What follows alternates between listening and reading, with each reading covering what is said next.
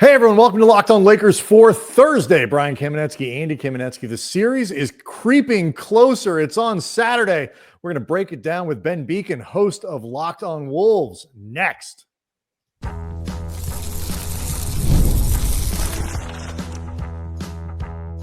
You are Locked On Lakers, your daily Los Angeles Lakers podcast, part of the Locked On Podcast Network, your team every day. Thanks to everybody for making Locked On Lakers and Locked On Wolves your first listens of every day. You know what? You could try to listen to them both at exactly the same time. And today, at least, you can. Monday through Friday, sometimes on weekends, no matter how we get your podcasts, neither of these shows ever going to be locked behind a paywall.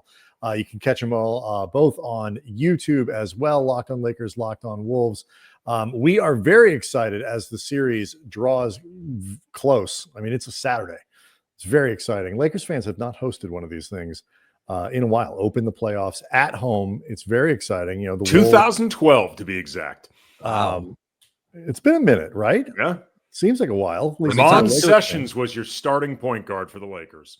Remember, this podcast is also going on Locked On Wolves. So Wolves fans know a little something about it being a while hosting a playoff game. So 2012 doesn't sound bad, actually.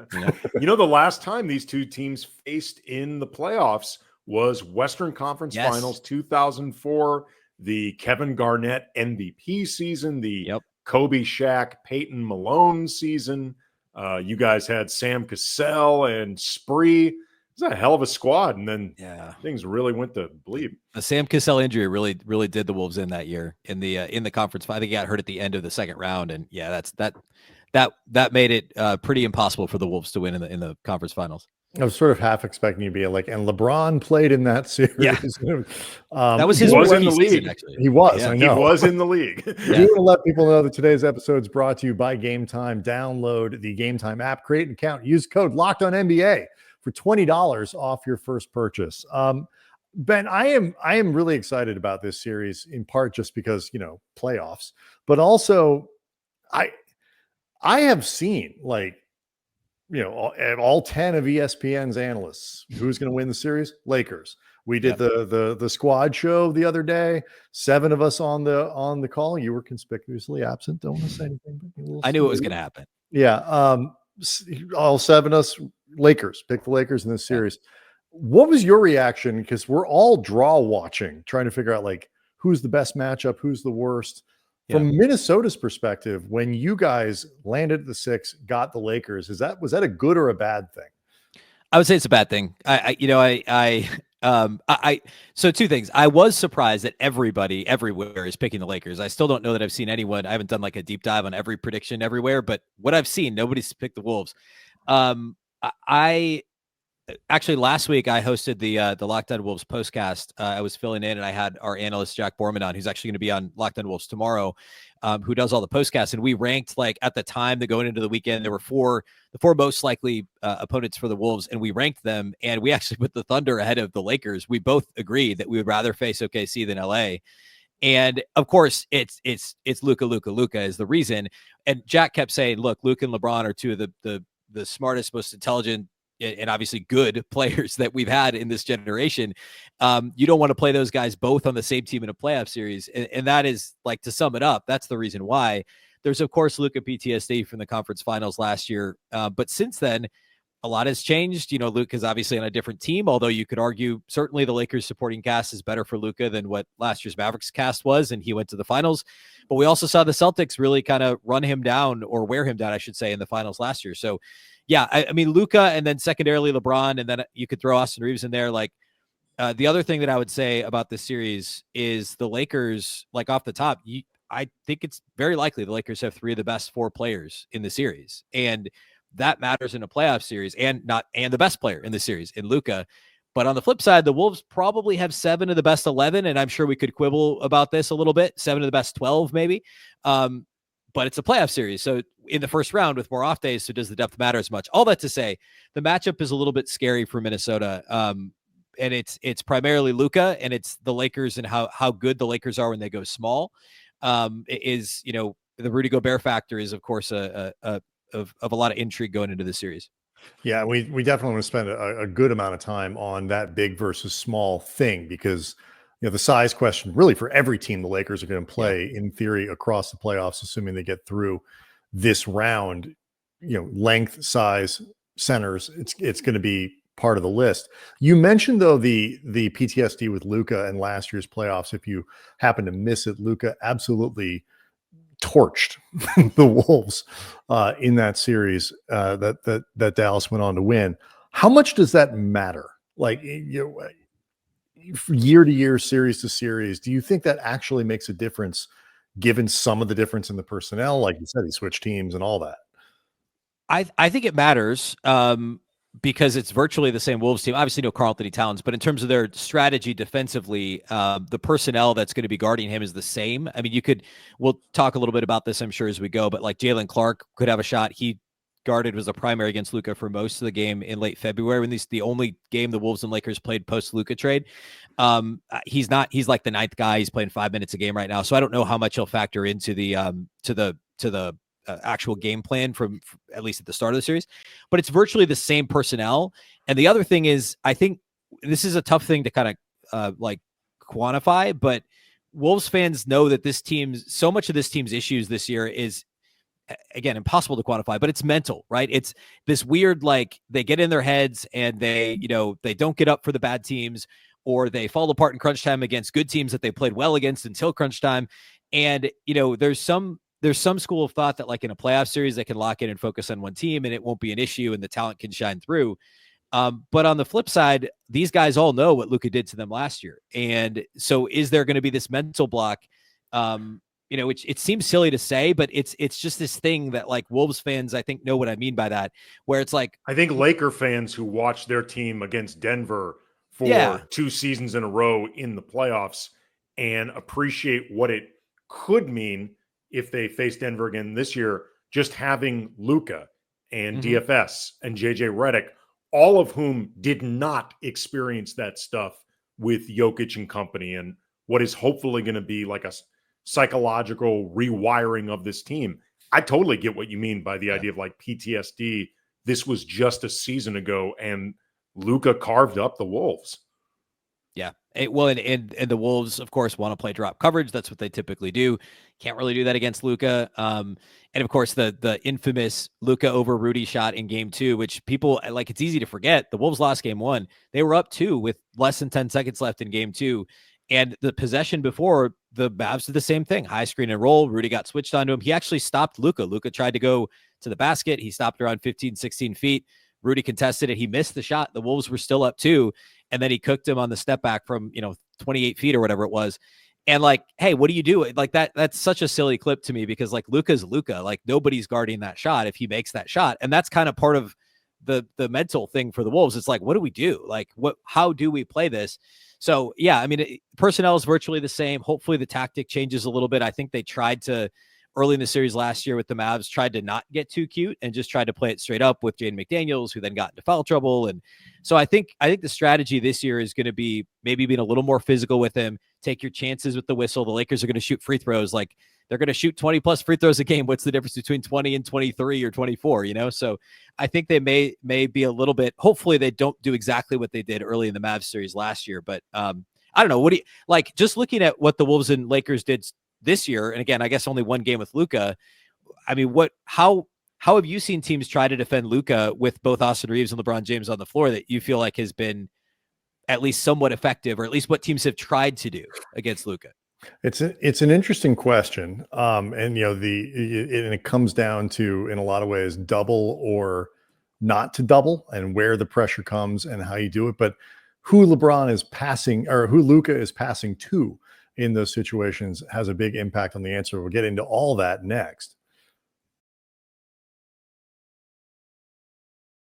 Locked on Lakers and Locked on Wolves, both brought to you by Skims. I am somebody that is super picky about underwear. I only like boxer briefs, period. And they got to have a certain feel. Want them, not too tight, but not too loose. It's like a Goldilocks situation. I want them to be just right. So when I heard we at Locked On could get our hands on some Skims underwear, my first thought was, Skims makes men's underwear?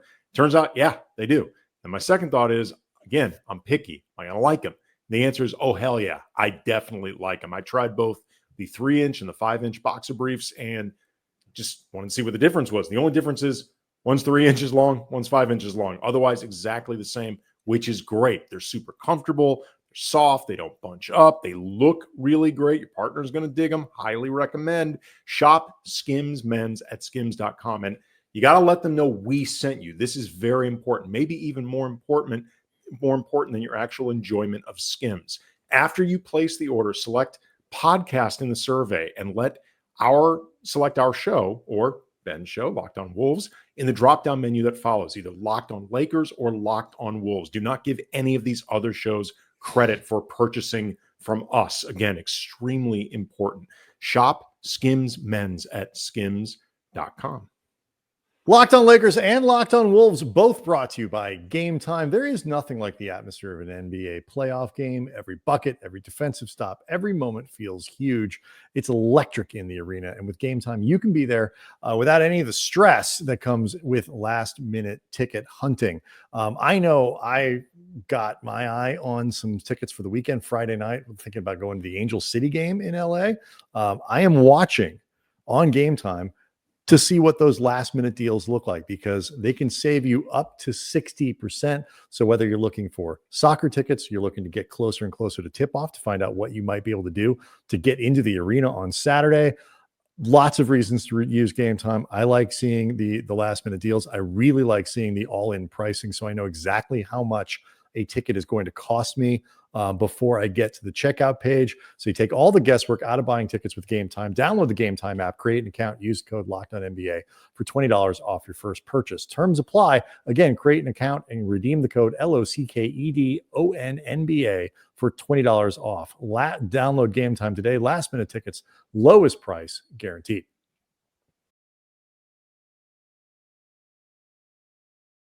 So this question of how to defend Luka, I'm sure it is one that you guys are spending a fair amount of time on at Locked On Wolves. For my part, Andy, I think teams that consistently try to double or trap Luka pay for it more often than not. There's a downside to not doing it, but to me, to answer the question that Ben was asking in the last segment, I feel like when you try to throw extra bodies at Luka, it does not turn out well. Yeah, I think it's in a lot of ways the difference between the idea of doubling Anthony Edwards, who we're going to talk about him, obviously. He's a great player. I mean, he's truly one of the great players in the league, and he can do some playmaking, but he's not a high-end elite playmaker. It's the difference between doubling someone like Ant versus, and especially with the cast of characters alongside him, versus trying to double somebody like Luka, who is great at passing out, but also he will often at that point be passing out to either LeBron or Austin Reeves. So in a lot of ways, defending Luka is really a question of defending all three of those guys, if not at the same time, certainly like in cohesion.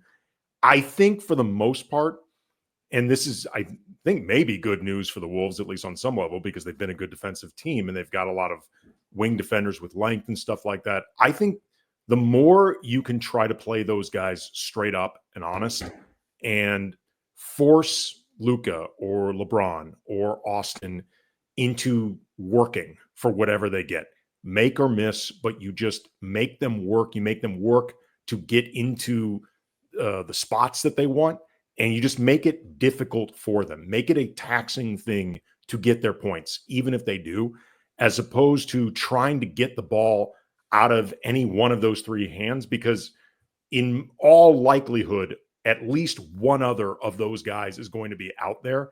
And if you give LeBron or Austin the opportunity to get the ball with advantage, that can be really difficult, especially when the Lakers are playing their version of the death lineup.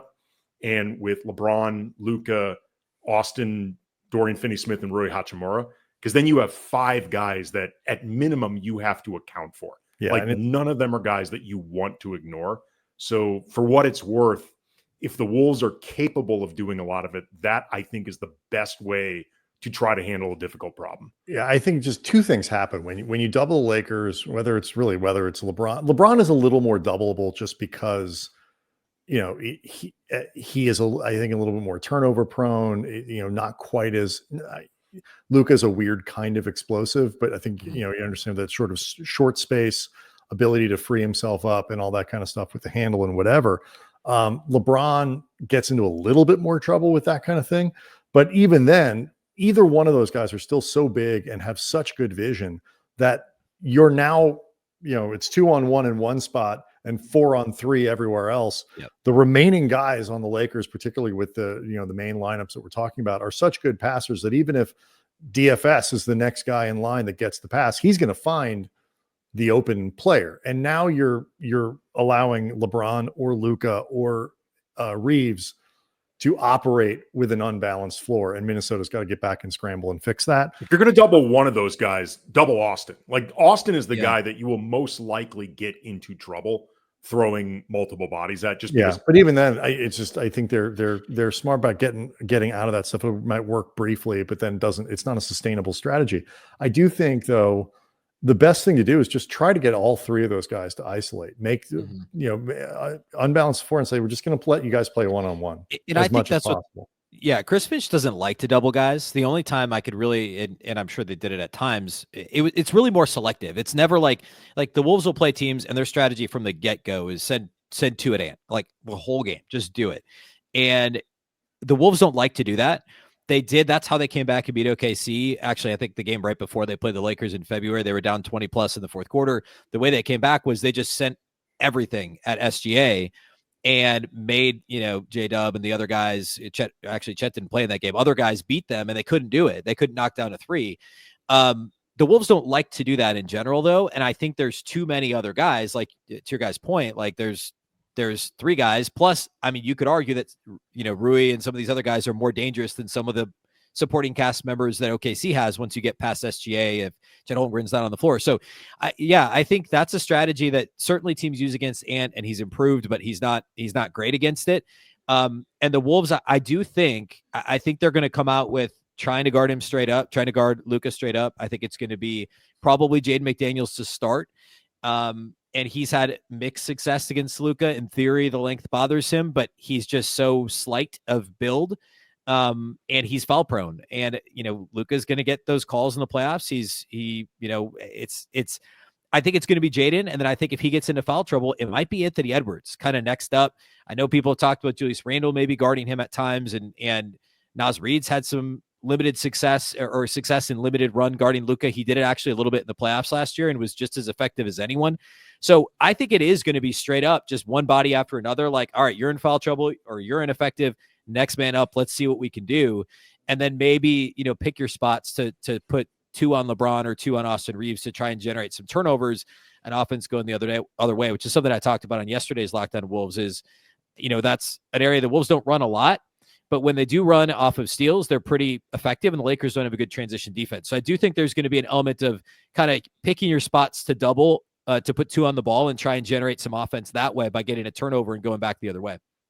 Speaking of Ant and the different ways that, you know, the Lakers would look to try to slow him down, I was looking at his splits against the Lakers this season, and whether you're talking about lower points per game, lower percentages from the field, fewer trips to the line, pretty bad assist to turnover ratio, the Lakers did a pretty good job this season limiting his effectiveness. But also, once I started looking at some of the specific matchup data, two of the three guys most involved were Anthony Davis or Max Christie, who are obviously no longer on this team. When you look at the current incarnation of the Lakers, how well equipped do you think they are for, at minimum, making Ant work, if not actually leading him to having a bad series?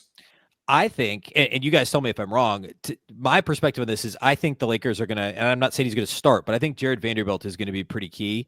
I think I believe he guarded him at times last year.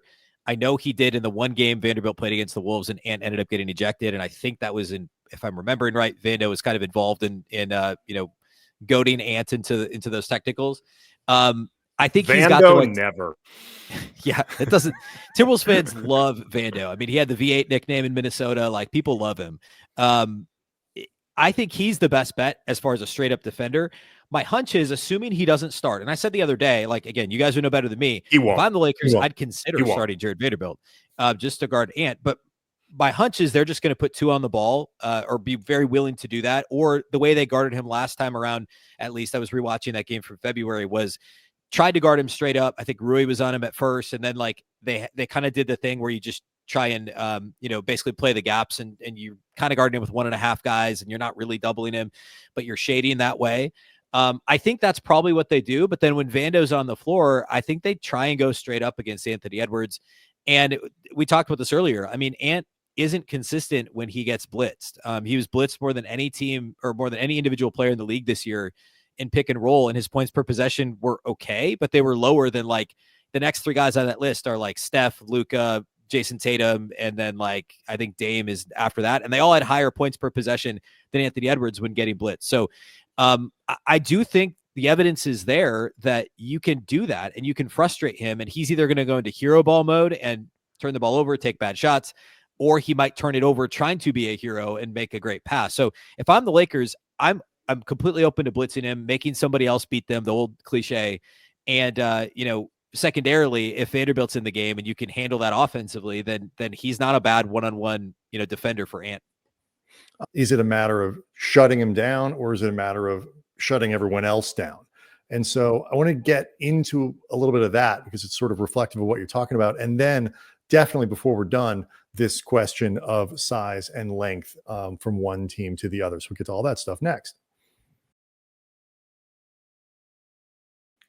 Locked on Lakers is brought to you by Amazon Fire TV. Did you know your Fire TV is also an Xbox? You can turn any TV into your gaming and entertainment hub with Fire Stick TV 4K devices. There's no console required. Just grab your paired controller, subscribe, or sign into Xbox Game Pass Ultimate with EA Play included, and you're ready to play. You can dive into hundreds of premium titles from EA Sports College Football 25 to Call of Duty, Black Ops 6, and Avowed as easily as you can just stream your favorite shows. It's gaming made simple, all on your Fire TV. With 4K streaming, you can watch more than 1.5 million movies and TV episodes from your favorite subscribed services like Netflix, Prime Video, Disney Plus, Max, or more, or as I like to call those channels, everything I watch. A Fire TV Stick 4K device is more affordable, easier to travel with, allowing you to take your or your kids' very important games wherever you plug in, so the kids will never miss gaming with their friends. They won't complain.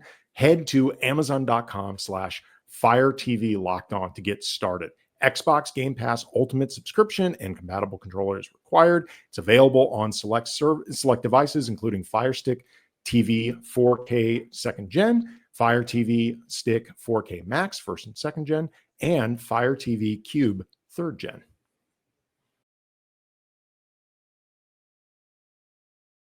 I'm sort of the mind that you kind of have 2 choices, Ben. It's like you can try to slow down Ant, and the Lakers have done a pretty good job of it. He's well below his percentages all year long against the Lakers relative to the rest of the league.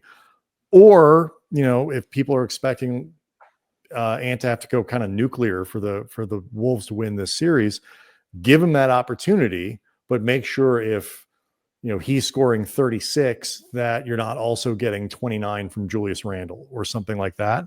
I'm kind of the opinion that the latter part, like that Ant can't outscore the Lakers by himself as long as the rest of the supporting cast doesn't go off. How does that work, though, from a practical standpoint with Minnesota's offense? Because he does have the ball in his hands a lot and he can distribute, but it's not like you say, turn Anthony Edwards into a distributor or a scorer. Don't let him, what I'm saying? Like with certain guards and players like that, that's not him. No. And actually, like, his assist rate went down a little bit this year. The turnover rate went up ever so slightly. And for Ant, and I think this is maybe, I'm estimating that this is maybe what Kid has like at times caused him to go into hero mode and to struggle with when teams do put 2 on the ball. It's not usually the pass he makes that gets them a bucket. It's the pass to the pass. It's the hockey assist, right? So like a lot of times Rudy will come up and set a screen and teams will just blitz Ant, and then Rudy's on the short roll and he's got to catch at the free throw line and swing to the corner.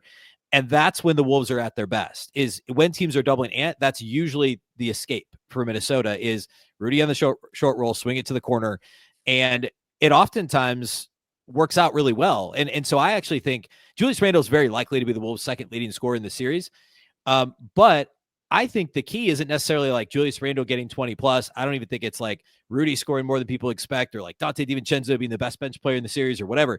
I think it's just in general, the Wolves role players knocking down open shots. And I'm not saying like if they shoot really well, the Wolves win the series, but that's going to give them a fighting chance. If Nickeil Alexander-Walker and Naz Reid and Dante DiVincenzo and Jaden McDaniels get those open corner 3-point shots, or maybe it swings to the corner or it kicks to the corner, they swing it to the, to the wing and get a slot 3 opportunity. If they knock those down at a reasonable rate, then the Lakers are going to have to back off of, doubling Ant and play it a little more straight up. The reason the Wolves have won 17-21, a lot of that is Rudy Gobert just playing really well, and some of it is scoring. Like, he's actually getting the basketball. The other day, he made the way he went to the basket, I think he Euro stepped and like gathered, and like my 10-year-old son was watching, and he, like, at just a glance, he's like, that looked like Ant, but it was Rudy. And I was like, yeah, it was weird. He doesn't normally do that stuff. Like, he's just been a little bit more involved offensively, which isn't always a good thing. But that, like, he's played really smart last several weeks. And he said something after the game the other day to the effect of like, I know I've got to be involved in the offense. I have to be, impactful offensively, whatever. So I think as long as, if the Lakers are doing that, Rudy's going to be involved in the short roll, and then he's got to make the right decision. The guy who catches the ball has to make the right decision, and then he's got to make the open shot. I actually think it's more about that than it is about Ant, as long as Ant's not trying to do the hero ball thing all the time. And then the other thing I would say is, if the Lakers try and kind of play the gaps and not truly double him, the difference between Ant this year and last year is he's one of the best 3-point shooters in the league now, and he wasn't last year. So less teams are doing that, because he'll just pull up if he's only got one guy on him and there's another guy waiting in the gap. He's like, all right, I'm a 40% 3-point shooter. I'll just pull this from, 26 feet. And that's probably not sustainable for the game for Minnesota, but that's a way that they can kind of circumvent that. So I do think blitzing him in moderation and then having a healthy dose of a physical defender. I know Hachimura could get beat off the dribble, but it feels like he's got the size to bother Ant, and then some Vanderbilt. I think that a mix of that is probably the right strategy. A guy whose name has barely come up in the almost 30 minutes we've talked is Julius Randle. Where do you think he figures into all of this, and how concerned at all are you about his playoff track record, which, to be honest, is not great? Yeah, I don't know. The playoff track record is funny. Like, I can't say I can remember enough of Julius Randle playing in the playoffs with, the Knicks and others to like really, feel strong. And obviously he was hurt last year, right? Like, I mean, he didn't play in the playoffs last year. I don't know. He's obviously an important part of the series. And a lot of times he's going to be the guy who, if the Lakers are heavily shading towards Anthony Edwards, Randall's got to be the guy who can dominate a mismatch and dominate that second side. I think that's the key, is for him to do that, to play bully ball against a mismatch. If he's got Austin Reeves on him or whoever, do that. Go to work, play one-on-one, shoot your little, 14-foot fadeaway. That's, actually fairly effective. But don't do that if you've got somebody with, similar size on you. Don't do that if they're loading up, expecting you to do that because Ant's off the floor. Like, that's when Julius gets into trouble. And then sometimes he tries, he's I don't know, I want to say he's not a more willing passer than Karl-Anthony Towns, but I think he's a better passer overall, but he also will try things that he shouldn't try to try and facilitate for others. And Chris Finch loves the fact that he can play as a point forward, but sometimes he gets a bit out over his skis, especially if Ant's not on the floor. So I think as long as that second side attack is against the mismatch and it's within moderation, he could have a really nice series. It's just the Lakers they don't have any little guys in the rotation, right? Like, it's a bunch of guys that are roughly the same size, and it's Jackson Hayes is what it feels like. And so there could be opportunities for Julius Randle to attack some of those mismatches, but for the most part, I think he's going to have to pick his spots. And similar to Rudy, he said some smart things in the media about understanding that and knowing that he doesn't have to get 30 a game. Will that work in practice? I'm not really sure.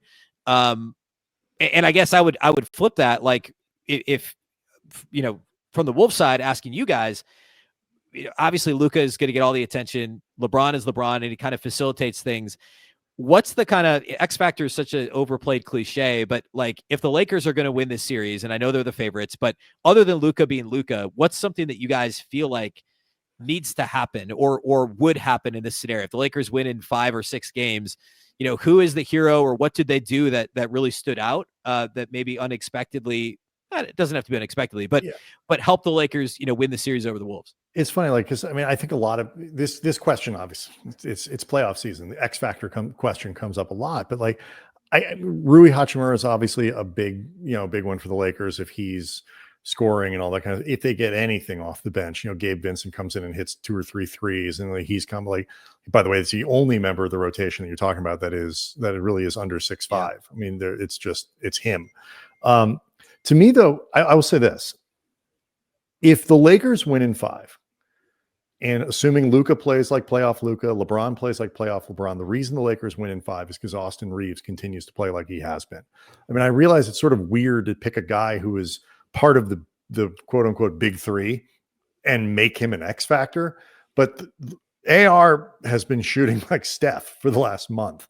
And if he is that guy in this series, that's how the Lakers win in 5. That's how it becomes a series that I think could be a long. The Lakers will win, but I think a series that could be long becomes a 5-game series if Reeves plays at that sort of legit, fringe all-star, 3rd-team All-NBA level that he's been at for the last 6 weeks. I'll add a couple more things. Brian mentioned Rui. I think depending on how the Wolves look to guard LeBron and Luka and Austin, like a lot of teams, once you start in particular accounting for Luka and LeBron, you don't have a guy that's big enough and quick enough to deal with Rui. And Rui is a guy that has become very good at both punishing mismatches, but also noticing when defenders are paying too much attention to the ball. He's become an extremely good baseline cutter. If Dorian Finney-Smith and Gabe Vincent are hitting outside shots regularly, the Lakers this season have been borderline unbeatable. Like when those guys are hitting 2 or 3 threes per game, the Lakers become extremely tough. As far as something specific to the Wolves, this is something also I noticed going through some of their numbers. Like as a team, particularly a team as big as them, they're not great on the glass. Like they're not terrible, but they're not great either. Yep. But one of the things I noticed is they're one of the better teams in the league at second chance points, and in particular putbacks. Like they're one of the best teams in the league, which makes me think, correct me if I'm reading this wrong, they're very opportunistic with the offensive rebounds that they get, and they're pretty good at making something out of them. And that's an area where the Lakers have often been vulnerable. I think if they do a good job keeping Minnesota off their own offensive glass, I think that could be a key. Andy talked about the rebounding. And to me, like when you think about the Wolves leveraging their size, it's not like you're going to run the offense through Rudy Gobert. That's not how it operates. I mean, but if you want to go for that, if you want to zig while everyone else would zag, by all means, Chris Finch, blow our minds. But what is the best way, do you think, for the Wolves to try to use some of that extra size, in the post that they have over the Lakers? Again, the Lakers are not a small team, but they don't have centers other than Hayes. What's the best way you think for them to try to do it, and how effective do you think they'll be? Yeah, I do think it's offensive rebounding, and that's actually a intentional kind of schematic shift for the Wolves. Like go back before January 1st, and I believe they were bottom 3rd in the league in offensive rebound rate.